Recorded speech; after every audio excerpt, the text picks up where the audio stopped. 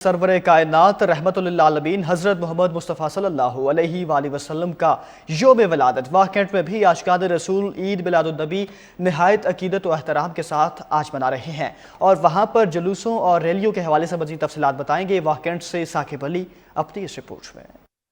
واہ کینٹ میں بھی عید میلاد النبی صلی اللہ علیہ وآلہ وسلم مذہبی جوش و جذبے، عقیدت و احترام سے منائی جا رہی ہے۔ گلیوں کو خوبصورت سبز جھنڈیوں اور برقی کمکموں سے سجایا گیا۔ جلوس اے واہ سے شروع ہو کر ڈوک جاٹلا سے ہوتا ہوا ڈوک آوان میں اختتام پذیر ہو گیا۔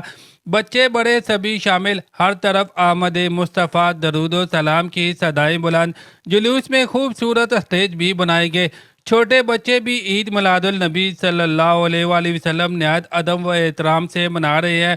جلوس کے راستوں میں پانی کی سبیلیں بھی لگائی گئی، جبکہ انتظامیہ اور واہ کینٹ پولیس کی جانب سے سیکیورٹی کے بہترین اقدامات بھی کیے گئے۔ آج کا دن 12 ربیع الاول کا دن ہمیں یہ پیغام دیتا ہے کہ ہمیں اللہ تعالیٰ نے اتنی بڑی نعمت حضور علیہ الصلوۃ والسلام کی صورت میں دی، اور حضور علیہ الصلوۃ والسلام کی صورت میں اللہ تعالیٰ نے ساری دنیا کو روشن فرمایا، اور آپ کی صورت میں ہمارے اوپر یہ احسان فرمایا۔ یہ دن امن، محبت اور بھائی چارہ کا پیغام ہمیں دیتا ہے، اور حضور علیہ الصلوۃ والسلام کی تعلیمات کو صرف پڑھنا یا سننا ہی ہمارے لیے کافی نہیں، بلکہ اس دن ہمیں یہ اعادہ کرنا چاہیے، وعدہ کرنا چاہیے کہ ہم نے حضور پاک کی سیرت پر عمل بھی کرنا ہے۔ فلک کے نظاروں، زمیں کی بہاروں، سبھی دے مناؤ، حضور آ گئے ہیں۔ تمام عالم اسلام کو جشن عید میلاد النبی صلی اللہ علیہ وسلم بہت بہت مبارک ہو۔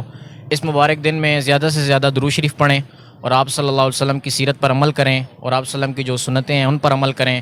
یہ دن ہر مسلمان کے دل میں عشق رسول کی شمع روشن کرتا ہے۔